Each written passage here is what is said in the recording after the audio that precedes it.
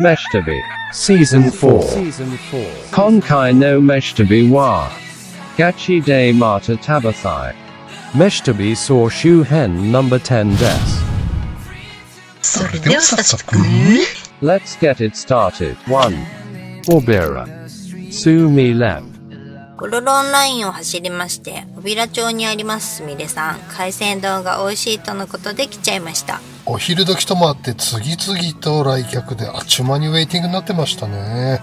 丼行ったら普通お味噌汁ついてくるじゃない？そうね、味噌汁と漬物が基本セットだね。ここは味噌汁かミニ麺が選べちゃう。しかもラーメン、そば、うどんって。はあ、全部やんそれ。なんていい人なんだ。向かいのわんぱく男子はラーメン行っちゃってた。そりゃ行くでしょ。だってすみれでしょ。いや、そのすみれとは違います。しかもお味噌汁サイズのお椀にはいラーメンでーすみたいな感じなんじゃないのと思ったの。したっけ？これよこれ。全然ミニじゃない。すっごいねこれ。マジやばいわ。味噌汁にしといてよかった。しかもこちらの海鮮丼、なんと島エビが2匹も乗ってるの。でーんと生で？うわ、ゴージャス。エビ吉には最高じゃんか。なかなか島エビの生は食べられないからね。マグロも分厚くてうんまい。サーモン、イカ、中トロ、どれも新鮮、うまうま。これで1350円は安いね。他なら2000円オーバーでもおかしくないぜ。コスパ最強のお店がここ小平にありました。ちなみに小平町産のウニを食べられるのは夏の6月から9月限定とのことなので、来年までお預けです。よーし、来年はウニ丼&ラーメンコンボいったのか。3. Tomamai Te Wuchi Soba Sanpei こちら苫前町にあります三平さん、幌加内の新そばがいただけるということでお邪魔しました。店内には漫画やグッズがずらーり。蕎麦屋に漫画？そりゃあ珍しい昭和の喫茶店かみたいな。それがね、なんと店名は釣吉三平の作者矢口隆夫さんが命名されたんだって。釣吉三平って少年マガジンでやってたやつでしょ。すごいね、超メジャーじゃん。あ、それでのれんにイラスト入ってたんだ。そう、そばの香りがしっかりしててツヤツヤ、キュッと締まってて喉越し最高。このつき汁がまた美味しい。カツオの風味がたまらん。持って帰りたい。でどうなの？蕎麦湯の方は？蕎麦湯はね、さらっと系だけどお蕎麦の香りしっかりしてて、しかも別に蕎麦湯用におチョコを出してくれる優しさにほっこりしちゃいました。そりゃそうと、なんで釣吉三平の作者矢口隆夫さんが名付け親になってるんだろうね。それはね、三家別ヒグマ事件って聞いたことない？知らない。うわ、何これ、すんげえでけえじゃん。ねえ、象よりでかいよね。1915年に起きた開拓集落を襲った日本史上最悪の有害。熊の害と書いて有害ね。いや、喜八さんそんな悪い人じゃないぜ。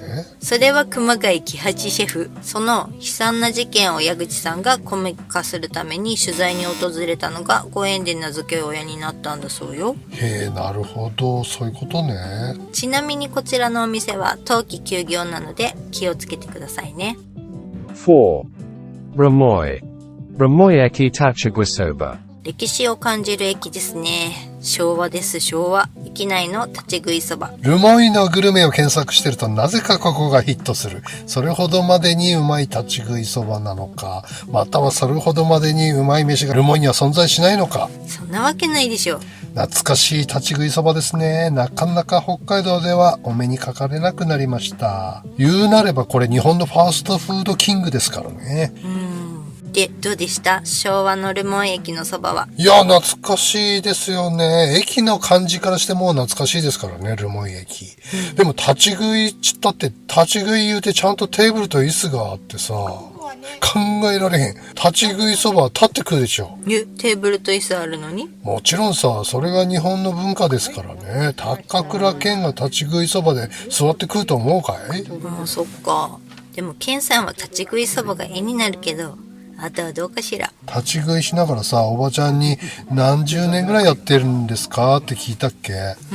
もう長いんでしょ？何十年みたいなアンサー期待してたの？したっけ？いや、私今日で2日目なの。何年あるのかねえさ、わからないねえだって。めっちゃ面白すぎる。その母ちゃんのキャラが良くてさ、お釣りはなんぼだいとか、あちゃとか、なんでつゆ手にかけちまうんかねとかやってたんだよね。かわいい。あのばあちゃんのパフォーマンスが宝だね。素敵だね。ニューヨーク Haboro Onsen Sunset Plaza. 羽幌の道の駅に隣接するホテルサンセットプラザ。その大浴場に日帰り入浴させていただきました。すぐ裏が道の駅になっててね、車中泊タバーには最高ですね、ここ。ゆったり広いレイアウト、ぬるめの内湯、寝湯があるのが最高。寝たね。どれぐらい時間が経ったのかわからないぐらい寝ちゃいましたね。整わせていただきました。露天風呂は日本庭園みたいだしね。女子風呂はまたまた大浴場貸し切りでしっかり整わせていただきました。7. Mashike. Rest House Ofuyu. お冬にありますドライブイン。宿泊もやってるみたいだね。カラフルなまかない丼が人気のようですね。いや、ロードもはラーメンライス注文率 90% は言ってたね。あれ美味しそうだった。やっぱりいいわね、ラーメン600円って。いや、これすんごくないですか？こんな豪華なまかない丼見たことあります？まさに宝石箱や。あ、似てる。モノマネはしてない。二重顎っぷりが。僕ですか？エビマグロとびっこ数の子すんげえよこのイクラの量。今年一番イクラ食ったかもしんない。しかも生。嬉しいね、これ。ね、しかも二人で一丼しか頼まなかったのに、お味噌汁を私にまで出してくれる優しさ、人の温かさに触れた旅でした。これぞ日本の心ですわ。内側まで温まります。9. Habara. Kitano Nishi Nyasan. 羽幌で他にないかと探しましたが、見つかりませんでした。はい、いろいろ探したんだけどね、ここで決まりですね。甘エビ丼も今や他じゃ3000に迫る勢い。海のものが取れなくなってきてるしね。日に日に、全道的にも。全世界的に。そんな中、お安く提供してくれる北野日清屋さん、ありがとうございますと心からお伝えしたいと思いますね。新鮮な魚介、食べやすいサイズ、リーズナブルな価格で、まっこてありがとうございます。おやとさでございました。来年もまたお邪魔したいと思います。そうね。稚内やり残しちゃったもんね、今年。さ、稚内と、あそこんと、あれ、シャコタンね。んだ。11. Mashike. Kunamale. 国丸さんにはいつもお世話になってますね。鬼殺しは大好きな日本酒の一つです。我々北海道地酒では一番お世話になっているお酒ではないでしょうか。間違いない。美味しいよね。今回はお酒ではなく酒粕ジェラートをいただいてみました。飯田ビーズは酒は好きでも酒粕は苦手なんですよね。はい。いざ実食。食べやすい。ミルク感もしっかりあって、酒粕の香りがマイルドにふわってね。どの酒粕系アイスよりも食べやすい。でも全部食べたら酔っ払いそうだね、これ。そう？これは砂川の岩瀬牧場さんとのコラボ商品なんだって。今のところ増毛の店舗のみで販売してるらしいですよ。それはラッキー。この酒粕ジェラートは美味しい。でもここの一番のごちそうは歴史ですな。高倉健がいたこの空間の歴史を感じていただきたいですね。あと水もね、書簡36伏流水の水汲み場でまろやかな柔らかい水を味わい、鈴木かまぼこ店で揚げたてかまぼこを食べの。揚げたてめっちゃ美味しいよね。そしてリンゴ果樹園直営のフルーツラボのアポパイをデザートに。夏場以外は土日しかやってないので注意が必要ね。ここも軸足ずらさずにピボットで4軒行けるのがいいね。アッポーパイとかまぼこは近くの増毛駅跡地まで持ってってインスタアップしてもいいね。だけど食べ過ぎて私も破裂しちゃう。Shikaino Meshitabi wa. ルモイはね、札幌だとほれ、免許取って車買ったりすると、何かと大浜とか、小樽とかドライブになるじゃん。旭川の場合はね、ルモイなんださ。最寄りの海が。ああ、そっか。で、青春の海がルモイさ。いいね、でも。そしてね、もう何十年前ですか、あれ40年近く前になるんですかね。グリーン生まれてないね。まあ、旭川の、いやいや。そうだね。旭川のアラカンぐらいの人たちはかなりの確率でルモイのラブホテル、ドンと来いっていうあったんですけど。ドンと来い？もう、さすがにもうないと思うんだけどな。そこで、初体験を終わらしてるっていうのがね。旭川事情。ルモイの思い出で旭川事情。面白いね。なんで1月2日に俺ルモイを通ったのかちょっと思い出せないんだけど、吹雪いてたのね。で海の方見たっけ、なんか人が荒れた海の中にいるように見えたんだけど、まあ気のせいやろと。この猛吹雪の中量もねえだろうと、目をこすってもう一回見てみたら、クレイジーなサーファーが、サーフィンしとったよ。三が日サーフィン？いやもう吹雪の中をねサーフィンしてるっていう氷点下ですよ。信じられない。信じられない。もう考えられへん。もうヘナチョコおじさん水温15度以下ではサーフィンしないっていうね。あれ水温はもう限りなく0度に近いんじゃないですか。やばいね。すごいですわ。尊敬する。すごい。やっぱり好きだとやるんだね。やるんだね。おじさんはもうインチキですわ。もうやめてください、そんなこと。はい、20度ぐらいだね。もうMeshtabi. This program is brought to you by Babo and Green. Konkai no Meshtabi wa. Gachi de Mata Tabathai. Sapporo Tena Kaiwai 9. Des. Let's get it started. 1. Mareda. Spice Liori to Sake Not. 私の中ではアムステルダムチックな可愛い建物の2階にあるお店。なんだか飲み屋っぽいイメージだけど大丈夫かしらと思ったけど、照明も暗くてね、飲みたい気分だったよね。バスケのイラストとか飾ってあってかっちょええのね。お、これはスリランカレーじゃねえかと思ったけど、どうやらいろいろなカレーを日によって変えて提供してるようですね。そうそう、バターチキンやパキスタン風無水チキンなんかも日によってはあるらしいんで、いろいろ食べてみたいわね。ほほう、スリランカにインドにパキスタン、これはたまらんすね。ねえ、逆にありがたいよね。一軒で何軒分ものバリエーションが楽しめちゃう。それにしても暗いわね。暗すぎて全然美味しそうに見えないんだけども、いやー美味しいですね。日本にはないタイプの味わいスパイス。ノンストップで夢中になって食べちまいました。トウキビダルビッシュうまいわ。ダルビッシュじゃないね。カメラ回すのも忘れて夢中で食べちゃいました。大阪がスパカレ結構熱くてね、有名どころはだいぶ食べてるけど、その中に入れてもトップクラスに美味しかったと思いますね。我流独学ってんだから驚きだよね。斬新すぎる里芋の冷菜やエロエロアチャールもバリエーションがあってええですね。次回はエビのクリームマサラ絶対食べたい。美味しそうだね。インスタでメニュースケジュールチェックしなきゃ。んだ。 2. Mareda. Kawanaka. 前田の住宅街にありますお寿司屋さん。3度目の正直ならぬ4度目でやっとお邪魔できました。なかなかタイミングが合わなくってね。それにしても店構えから寿司屋とは想像できないぜ。そうなの、外観も店内もガチのログハウスなのにカウンターにはネタケースって面白くない？警察バスなのに中身はキャンピングカーみたいな。何それ、そんなんあんの？まさにギャップ萌えなお料理たち。彩りも綺麗で食べるのがもったいないくらい。しかもお品書きまでついてくるという懐石チックさ。がっつり本格的な日本料理じゃん。うまそう。品数すんごいね。ね、圧巻とはこういうこと。お寿司もシャリ小さめでうんま。チー数もそうだね。マグロ美味しかった。しかもなんとエビはボタンエビだったの。もうこの値段でボタンエビはすごすぎはる。お値段以上のお料理が楽しめるお店だった。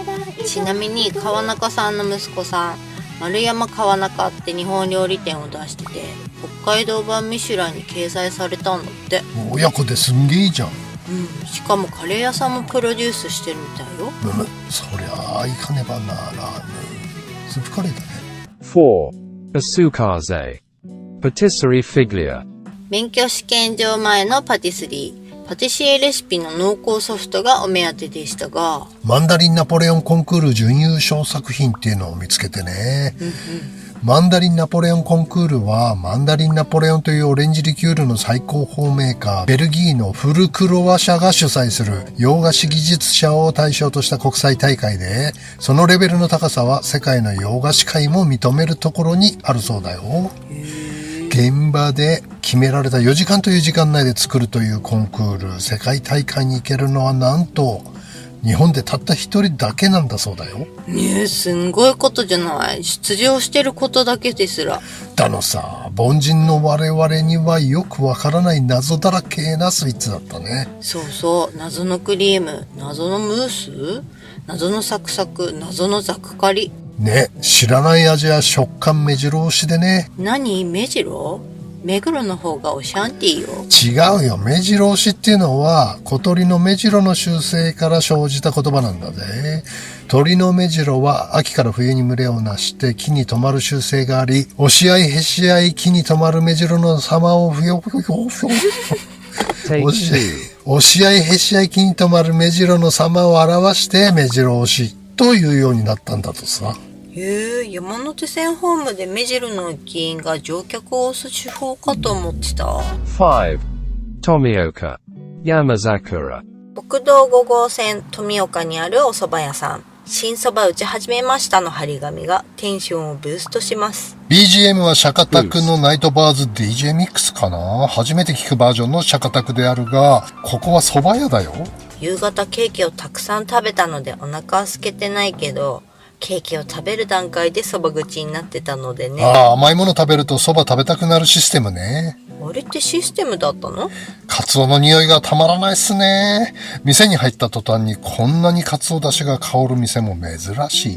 ねえ、すっごいカツオがふわーって香る。黒木香りに負けずとも劣らない美味しいスレンダーな黒松内焼きそばがおつでございましたね。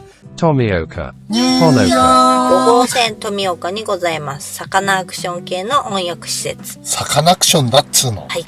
サカナアクションのギタリスト、岩寺元春さんの親御さんが経営している高級施設ですね。平日日帰り1100円というのはトップレベルのエクスペンシブ加減。 Expensive. 高いから空いているかと思いきや、激混みでビビりました。年間200回以上ニューヨーカーな我々には贅沢でございますね。ニューヨーカー休憩スペースも広々としてリクライニングチェアもたくさんあってゴージャス。 Gorgeous. お風呂もサウナも最大級の広さかな。超ぬるい湯船があるのがお気に入り。塩素臭さもなくていいね。はい、整い完了。完了しました。 6. Shinhasamu. Meshi Ken. 下手稲通りに面した巨大ショッピングモールの一角にございます。これ普通だったらマックとかモスとかガストとか弥生県がありそうな立地。確かに。そこに飯券って大手なのかしらね。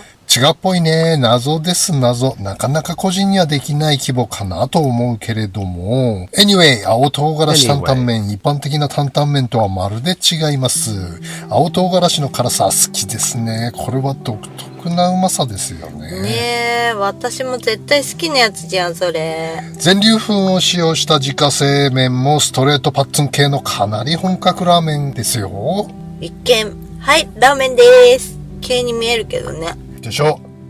そしてなんとこちらのお店、はい。和風カツ丼が味わえるんです。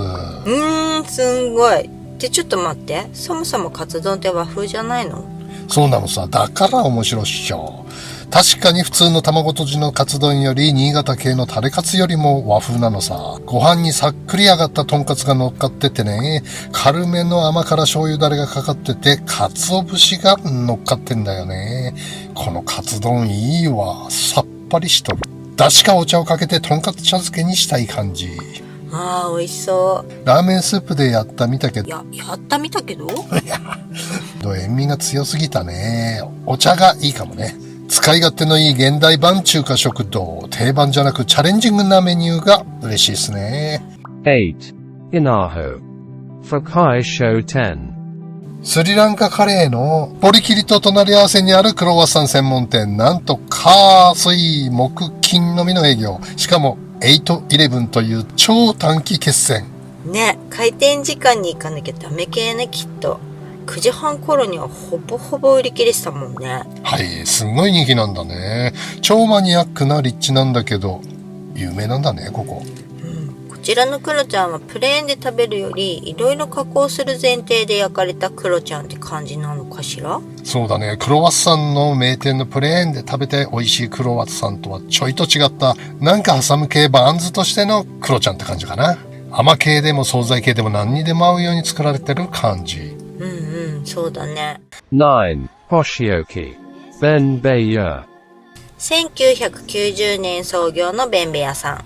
ベンベとはベンベ村のことだそうで、豊浦の旧名なんだそうよ。創業パティシエの出身地が豊浦町だったことから豊浦の旧名を店名にしたそうですよ。ここは時々お土産に買うケーキ屋さんの一つですね。ほぼ銭箱なので遠いからあんまり来れないんだけども、小樽方面から帰り道にはついつい寄ってしまう素敵なパティスリーですね。ねえ、イートインスペースがこんな広いのに気づかなかったよね。ガーデンも暖かい季節にはいいわね。ベンベ屋さんはミルフィーヤーにはたまらないお店です。このミルフィーは確かに美味しい。たまらんです。王様のパイも次回絶対食うたるで。あれうまそうじゃない？あれやば。ソフトクリームもすごくない？これ大人のソフトクリーム。ああ、もはやソフトクリームじゃないね。立派なデザートとして成立してます。これはうまい。さすがだぜ、ベンベ屋さん。イートインケーキセットにミニソフトがついてるから食べてみてみて。なんだ。Shikaino Meshitabi wa.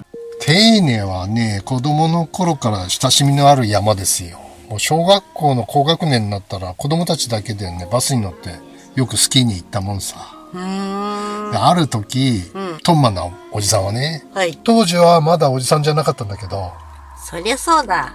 はい。スキー場に着いた時、込み込みだったんで、乗ってる時はバスに乗って揺られてる時は気づかなかったんだけど、降りたっけ、あれ背中が軽いぞってなってね、スキー靴の入ったリュックをバス停になんと置いてきてしまったんさ。山に着いてから気づいたんだよね。わあ、ぎゅうぎゅうだからね。で小学生だよ。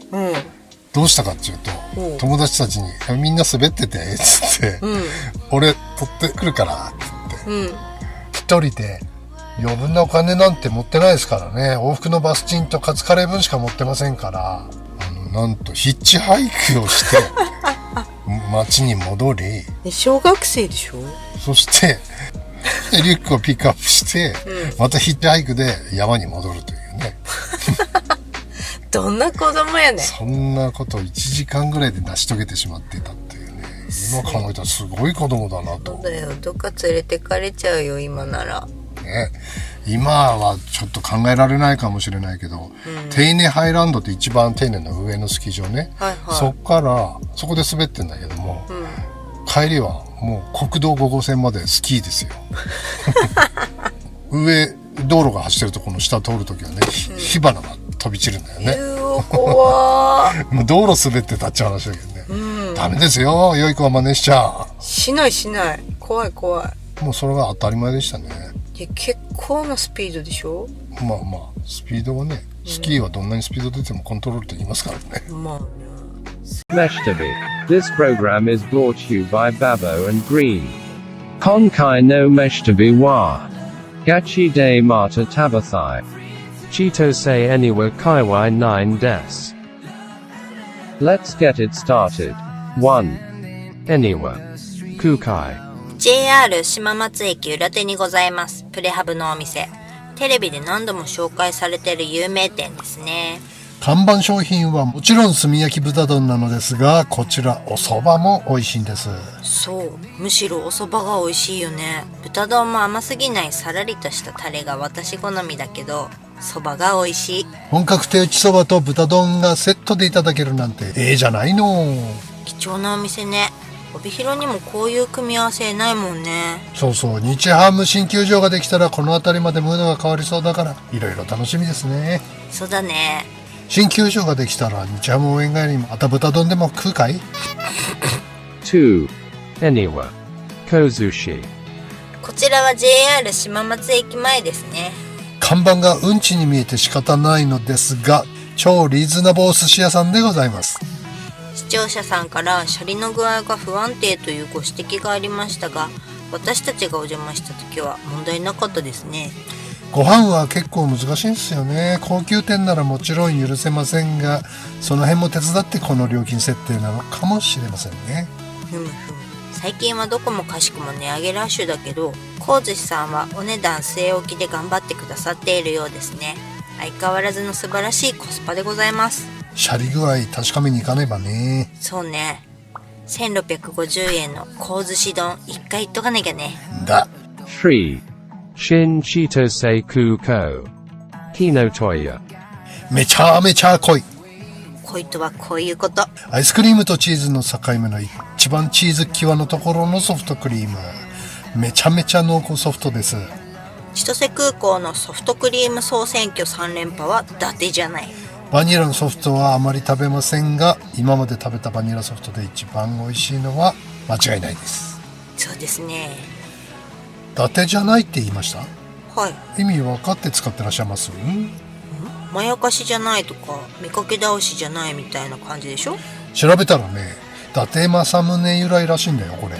ねえ、本当にそうなの？伊達政宗の歌詞にデーハーなファンキー野郎がいてね、そいつを傍から見ると一番目立つんだ。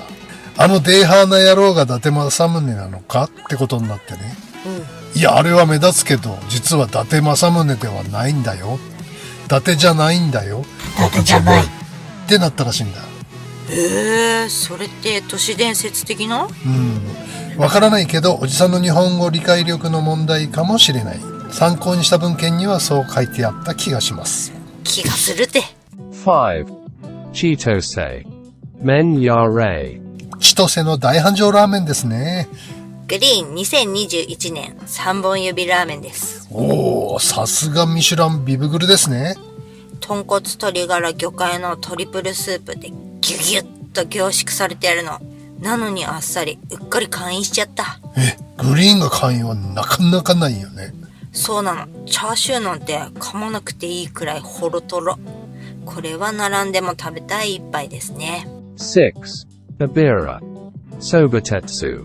2021年時点では一番だったお蕎麦屋さん。ドロドロ系蕎麦湯がたまらない。ドロドロ好きやよね。トウモロコシのかき揚げがやばうまいんだよね、ここ。なぜ他の店もトウモロコシのかき揚げやらないのかが不思議でしょうがない。確かにあまり見かけないかも。もう食べたい。食べたい。そうだ、アビラに行こう。 7. Chitose. Higashi Chitose Barbecue. めっちゃ畑の真ん中にあるけど、次から次に人が押し寄せ並んでます。相変わらずすっごい人気だね。真夏はかなりのサウナー以外は遠慮した方がいいかもしれませんね。確かに汗はかけますが、水風呂はありませんのでご用心。靴の裏まで汚れるので気をつけて。 B さんを熱張って鼻緒がちぎれます。汚しなんて汚しさと美味しいが味わえるお店ですね。魔法の塩加減のおばちゃんのスパイラル塩コショウが見もの。味は確かに美味しいです。んだ。 8. Chitose. Yanagibashi. 千歳駅前からちょいと空港よりメンチが人気の定食屋さん。夜は早めに行かないと飯切れで早じまいがあるので注意だね。一風変わったメンチだけど、とっても和風な感じが美味しいの。メンチ以外にもウヒャッホーなメニューがメジロマックイーン。お魚系のフレーが充実してるし、焼き魚やら生姜焼きやらとってもコンビニエンスな定食屋さんね。不覚にもまだカツカレーをいけてないんだよね。今年中にクリアせんとな。行こう行こう。 9. Chitose. Mion. こちらは千歳中心から支笏湖方面へちょいとドライブ。マイナスイオンが降り注ぐ森に囲まれた道を進んでいくと、カヌー遊びや釣りなどをして楽しむ人々の車が止まっててね。隠れ家感半端ない千歳川のほとりのガーデンカフェ。庭にベリーがなってたり、小鳥がさえずってたり。自然を愛する人たちの憩いの場って感じだね。我々はお茶しかしたことないんだけども、料理もデザートも美味しそうだらけなんだよね。そうね。ガレットもピザも美味しそう。今年はもう寒くなってきちゃったから、来年暖かくなったら早々に行かなきゃだね。結構この辺りはやり残してるというか、行けてないお店結構あるもんね。いや、来年も楽しみだね。あら、秋になった途端もう来年の話？車中泊で食べ歩くのがほとんどだからね。最低気温が10度下回るとやっぱ寒いもんね。そうだね。波乗りもヘナチョコだから水温15度以上じゃなきゃやらないし、ゴルフは晴れてなきゃやらないし、車中泊は最低気温10度ぐらいまでだね。わがまま。来年はなんとか九州まで行きたいね。だ。我が家のルーツは鹿児島らしいんでね。そうなの？セゴドンとも深く関わった家系みたいなんだよね。そうなんだ。ああ、だからうなぎ好きなのかな。うん、そうだと思う、絶対。Jakai no Meshitabi wa. Gachi de Mata Tabathai. 千歳はね、清水町っていうのが飲み屋街なんだけど、昔はよく飲み歩いたんだよね。結構エロい店とかあって賑やかだったんさ。洞爺湖サミットの時に風営法が変わったのかな、詳しくは分かんないけど、摘発されたのか分からんけど、全部なくなっちゃったんだよね。賑やかだった街が一瞬で死んだよね、あれで。ひでえ話だな。札幌では北24条が同じ状態だね。ああ、なるほど。で、千歳は清水町さ。他の町にもあると思うんだけど、つまんない町になっちゃったよね。千歳にはね、伝説の楽園があったらしいんだよね。噂で聞いたんだけどね、詳しくわかんない。楽園としか聞いてないんだけど、とにかく男にとっては楽園だと。気になるね。残念ながら確かめようがない。今は寂しい限りだね。自衛隊さんもあんまり飲み歩かなくなったのかな。かもね。千歳で言うたらね、体感清水町の人では5分の1ぐらいに見えるね、20年前の。なあ、頃前でそんな感じだったから、今はもっと少ないのかもしんないね。Konkai no Meshtabi wa. Gachi de Mata Tabathai. Sapporo, Kyoto Kaiwai 12 des. Let's get it started. 1. Xing A. Potofu. すごい店見つけちゃいました。ね、札幌ウエストサイドで生きてきたので、全然知りませんでした。すっごいですね、大人気です。ディナー時間早々に行きましたが、すでに満席。1時間待ち覚悟ですな、これ。予約しなきゃなかなか入れないみたい。清田界隈では常識なのかもね。確かポトフ屋さんは美瑛に1軒あったかな。こちらはいろんなタイプのシチューが味わえるお店。メニュー見た時はね、1000円台後半のラインナップでちょい高めと思ったんだけど。私も最初そう思った。でもアメリケンのシチューよ。大きなエビにホタテ、アサリやら海の幸満載入って、このお値段は安くないですか？ビーフシチューもデミがくどくなくてサラッとタイプにゴロゴロとビーフが入ってます。いや、これ1000円台なら安いっしょって思った。今年で25年目だそうよ。今まで誰も教えてくれなかったよね。いっつも美味しいビーフシチュー探してたのにね。本当だよ。こんなに美味しいシチュー屋さんが札幌にあったなんて。ありました。こんな近くに東大元彼ね。2. Hiraoka. Ramen RS Kai. 前回の手入れは残念ながらラーメン全滅だったんでね。そうね、珍しいわよね、全滅って。4軒かな5軒かな行ったんだけどね。残念ながら納得のラーメンに出会うことができませんでした。はい、今回は大丈夫。煮干し玉ねぎ背脂太平打ち乳レメン&海苔トッピングときたら、どっかで食べたわね、その組み合わせ。ああ、おじさん大好き新潟のジコンさ。はいはい、パパイヤ鈴木の隠れ柚子のお店ね。そうそう。まあジコンはどっちか言うたら濃厚だから後半の隠れ柚子がいいんだけれども、これ意外にも超あっさりなのよ。背脂系なのに？ラーメン&ライス好きの野郎ども向きではないかもしれないけれども、これは意外にあっさりいただける。どちらかというと女性や人生のベテラン向きかもね。なんか全然想像つかないんですけど。北海道にはなかったタイプのラーメンかもね。これはいい。そして森積み麺はやっぱうまいわ。辛山椒超気になるんですけど。ああ、煮干し中華そばもうまそうだし、白だしっていうのもうまそうだし鶏だしっていうのもうまそうだし。何そのだしってだし。4. Kyoto. Tom Tom Kikiru. 住宅街にあるスーカレー屋さん。ポップで楽しいお店ね。オーナーご夫婦なのかな。メニューもいろいろ遊びがあって楽しいですね。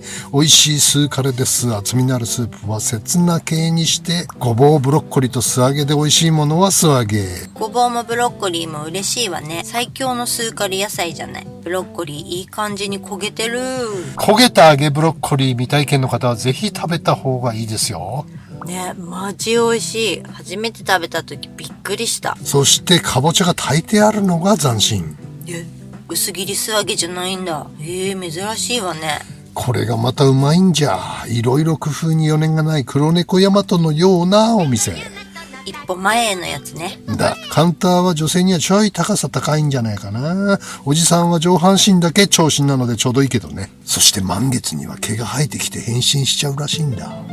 何それ。満月の日休みなんだってさ。やばそうね。満月付近は避けた方が良さそうだね。5. Sato Zuka. Marutaka Soba. 清田の住宅街にある民家そのままスタイルのお蕎麦屋さん。玄関開けたら2分でそばって感じ？さすがに2分じゃ出てこないけど、お客さんは2分おきどころじゃなく来てた。だね。続々とお客さん来てた。大人気だね。ところで板そばって聞き慣れないけど何なん？板そばは山形県内陸部で広く食べられているそばの一つで、昔は長い板や木箱にそばを盛り付け、農作などの共同作業や集会後に振る舞ったのが由来とされていて、一緒に食べた人との仕事や人間関係のご縁が水がこぼれ落ちるざるではなく、早く板につきますようにとの願掛けと、細く長くそばにいられますようにとの縁起を担いで板そばが振る舞われ、縁起のいい締めの食べ物とされてるんだって。なるほどね。日本らしい考え方だね、そりゃ。相盛りのそば2種は細麺太麺って呼んでたんだけど、太麺マジ太い。すすれない。これすんごいね。しおり師匠でも無理か。食べ比べができるお店ってのは嬉しいね。そうなのさ。薬味のわさびが山わさびってのも素敵でしょ。いいお店に出会えました。6. Hiraoka. Tenjuku. 清田声優の隣36号線沿いの老舗スープカレー。初めての天竺への旅。今回はグリーンも悟空も佐護城もおりません。単独のガンダーラでございます。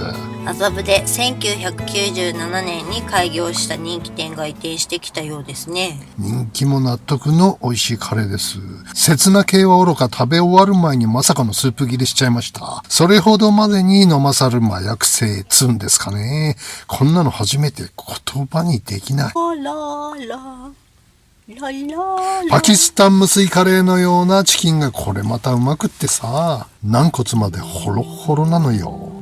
それ最高のやつじゃん。あれ魚くんなら絶対骨まで全部食べちゃうよ。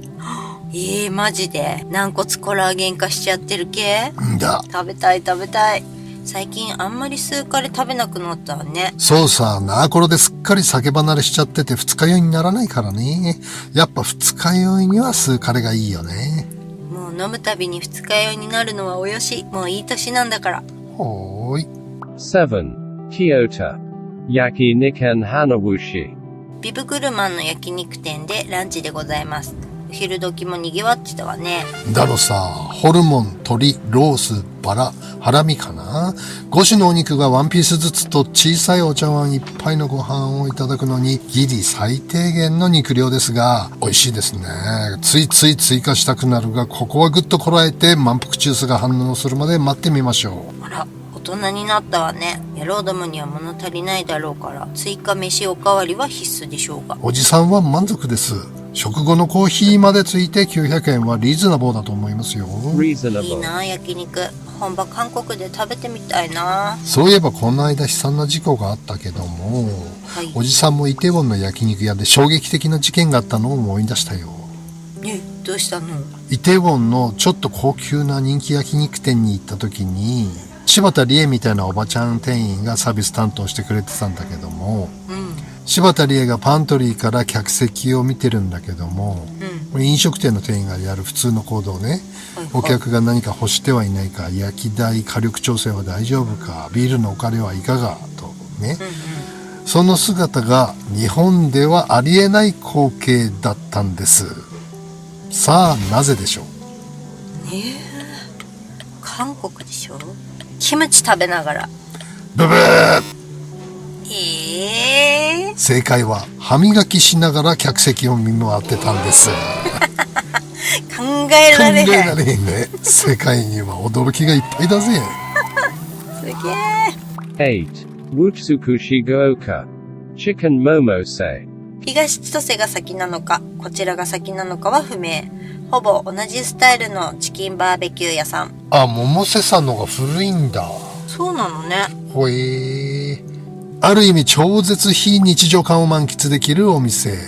外で食べるのはやはりいいですね。交通機関がアクセスできれば飲んだくれれるので最高です。ピクニック、キャンプ気分のバーベキュー。鶏も柔らかくて美味しいね。東千歳バーベキューのようなスパイラル塩コショウがないのは残念だが、味付けから片付けまでがセルフなので、好みの焼き加減、味加減でいただけるのがいいですね。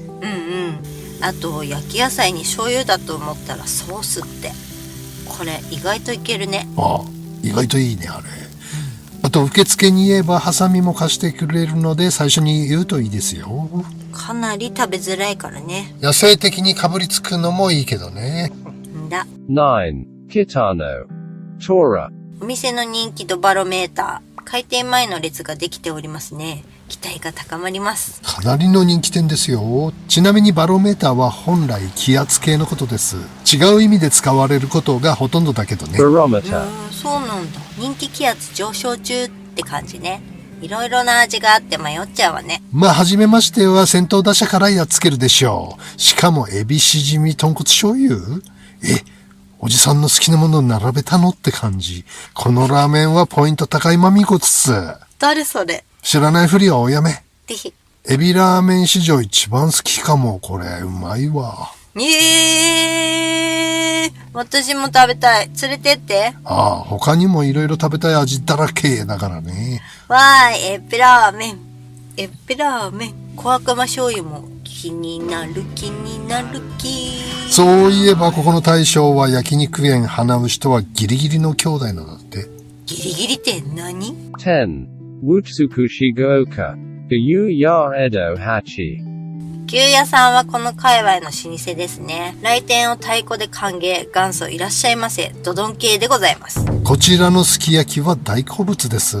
夜しか来たことなかったんですけれども。結構お高めのイメージだけど。そうだね。いい肉のすき焼きは一人6、7千ってところかな。まあ和牛のすき焼きならリーズナブルな部類かな。Reasonable. 煮込む前に最初に店員さんが焼いてくれる系のやつでしょ？そうそう。松坂牛があるってのもポイント高いよね。松坂だと一人1000万超えちゃうけどね。ちょっとした会食記念日なんかにはいいかもね。でもランチは初めてだけど超リーズナブルでびっくりしたよ。正直肉はギリの感じではありますが、ご飯おかわり無料、コーヒーまでついてすき焼きがこのプライスはお得かと思いますね。ランチが狙い目ね。ハンバーグがうまそうだったから今度チェックしてみるぜ。行こう行こう。 12. Hiraoka. Les Recheses. 平岡の閑静な住宅街の可愛らしい絵本に出てきそうなお店。このお店はなんか今まで見てきたパティスリーとは違う感じがしたわよね。見た目ショーケースに並んでるケーキを見たとき、ジニアスと思った。見た目重視のビジュアル系バンドの恐れありかとも思ったけれどもね。ねえ、食べて確信。リアリー天才だーと。甘さ控えめなんだけど絶妙な美味しさ。すごいっす。イチジクのタルトは最終日ギリギリセーフ。トロットロに煮込まれたイチジクの中にカシスのクリームがもっさり。初めての味に感動。洋梨のチーズタルトもうますぎ。正直子供向きではないけどね。そうね。まさに大人のケーキ。洋梨丸ごと1個。こちらは白ワイン煮でチーズタルトのベースと素晴らしいハーモニー。マジすげえ。崇拝すべき大人のパティスリーっすね。オランジェット8本で280円。これ神。一気食いしちゃいました。今回初めましてだったので他にもいろいろ食べたいですね。長くお付き合いしたいパティスリーですわね。まったくだ。マジ近所じゃなくてよかった。ほんと近所だったらデブまっしぐら。ああ、糖尿確定。まくそ。 Jakaino Meshitabi wa. Gachi de Mata Tabathai. Obi Hiro Kaiwai Shichosha Tarakomi Special Des. Otanoshamini. See you soon. どうしてもサウナに関する愚痴が多くなっちゃうんですが、JR 通過中、白線の内側までお下がりください。そんな声でした。どこの駅じゃ。水風呂のマーライオンはね、水風呂の循環システムの、綺麗な水が出てくるところあるじゃないですか。ありますね。滝みたいに。まあマーライオンって我々呼んでるけど、まあマーライオンの顔がついてるわけじゃないんですけどね。そうですね。あそこから、ろ過し浄化された綺麗な新鮮な水が湧き出てきてるわけですよ。はいはい。あそこをね、我が物にする輩がいるじゃないですか。いろいろ。あそこで顔洗ったり。あそこに頭くっつけて、こう、やっとで綺麗になって出てきたやつを、もう、ハゲチョビンな親父の頭に直接ね。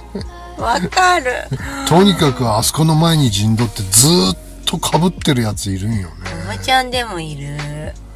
あれは何人ですか？日本人考のえられへん。考えられへん。なんでお前のそのバーコード、お前の頭皮をね、伝わった水の中に俺は使ってなきゃいけないんだと。人のなんかね、油がはい。怖いよね。あれはね、死刑ですね。オケですごい勢いで書き出しますね、とりあえず。ケロリンでパカーンぶつ叩いてやりたくなりますね。わかる。こっちのげんなり感も考えてほしいわ。コントみたいに頭をジャブーンってつけたくなる。あ、そのままあれだね。水の中に引きずり込んでくるかなくならないかね、あれはね。いつまで経ってもやるね、大の大人が。やる。せっかく気持ちよくなりに行ってんのにさ。げんなりだよ。人生の最大のストレスだ、あれ最近の。わかる。ケロリンパッカーンやられる前にやめてください。はい、お願いします。